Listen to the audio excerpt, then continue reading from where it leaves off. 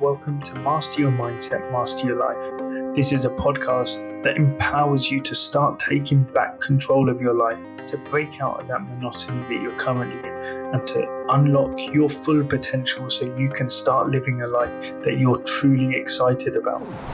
I'm Sandra, and today we're taking a dive into the mysterious world of bad habits and why they seem to have this ability to pull us back in when we think we're free of them. I'll also share 5 easy to implement ways you can stay clear of these bad habits and start living a life of positivity and empowerment.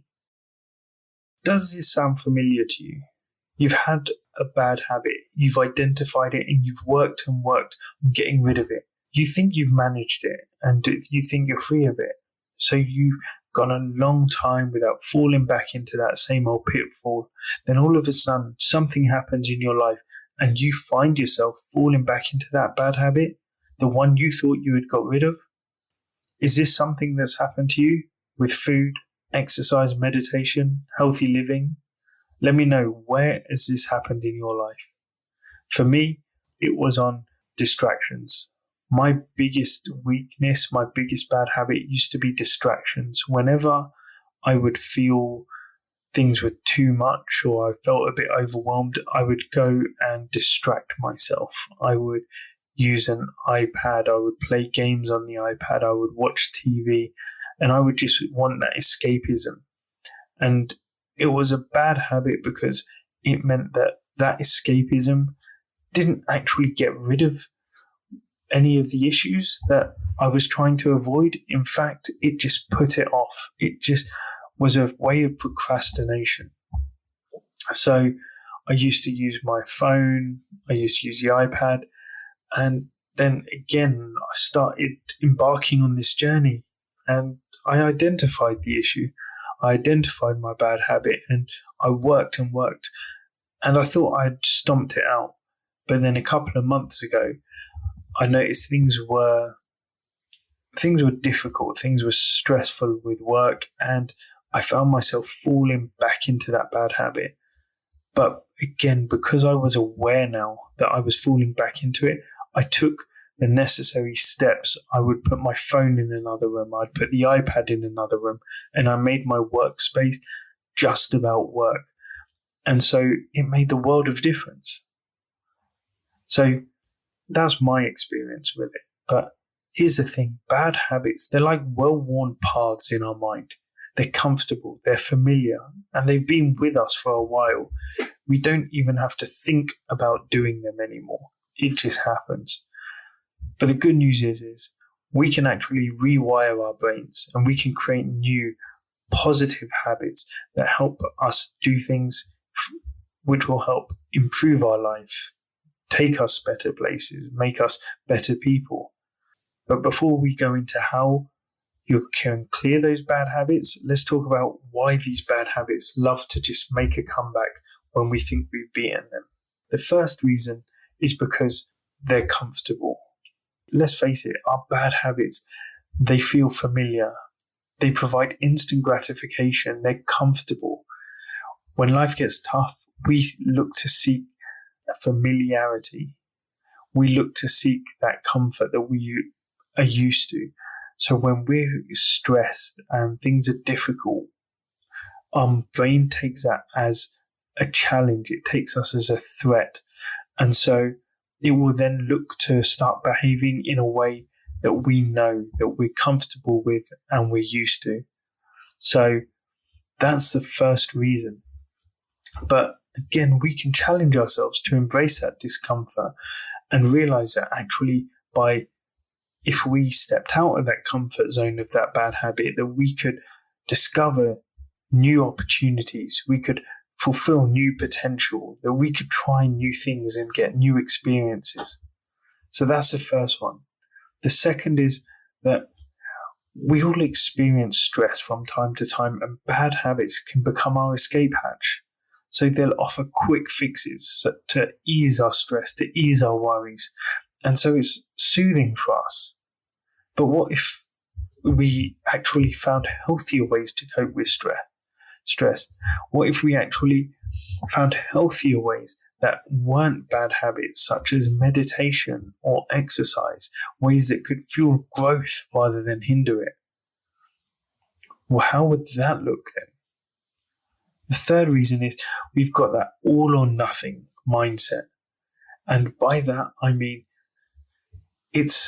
we're trying our best, we're doing our best, we're taking one day at a time, but then one day we stumble and we're there thinking, you know what? It's a Thursday. I'm going out this weekend. You know what? I've messed up. So I'm going to just start again on Monday. And Monday comes around, you're like, you know what? I'll just start again next week. And before you know, it's a domino effect. And it ends up leading us back into the clutches of those bad habits. Because when we start putting things off, when we put those things off, and we start saying to ourselves, we'll start again on Monday, what happens is our brain then interprets whatever we're doing as an unimportant. It interprets it as, you know what, it doesn't matter. So what if we embrace the beauty of that fall? What if we embrace the fact that, yeah, actually I did fall, but you know what? Although I stumbled once in a week, I still did 6 days. So we could use it as an opportunity to grow rather than give up. So now I've gone into the reasons why we fall into those bad habits again. Here are 5 quick and easy ways which you can use to implement to break free from that grip of bad habits. The first one is replace your habit. Don't erase it. When you erase a habit, it's more likely you'll end up bringing in something else, another negative one. But if you replace it with a healthier alternative, what you'll find is that it's easier to do because it's just a simple replacement, and it's also easier for you to think about doing it. So you will start swapping just snacking on rubbish to eating nutritious snacks, or rather than spending money just instantaneously, you think to yourself, do I actually need it? And you hold back a week or two, and if you don't need it by the next 2 weeks, you're like, well, actually I don't need to buy it. So rather than breaking your habit, replace it with one that's more positive, one that will help you more. The second tip is to celebrate your win.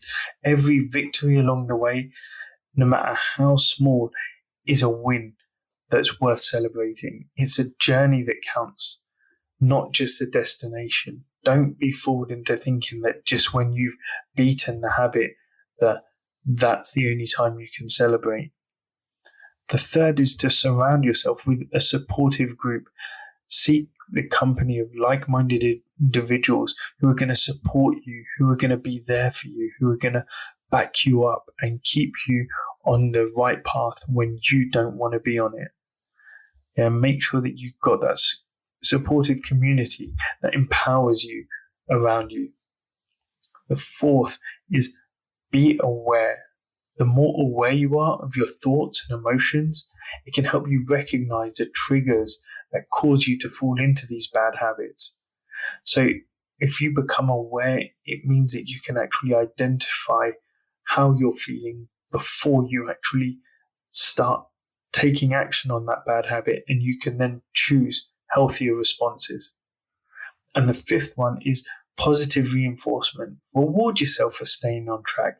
It can be a powerful motivator to give yourself positive reinforcement. Treat yourself to something. Do something you love. Just keep yourself happy and make sure that you know that you are celebrating and you are rewarding yourself every now and then. Because otherwise, again, if you wait for that final result, it may not come as soon as possible and it may deter you from your journey. So there you've got it.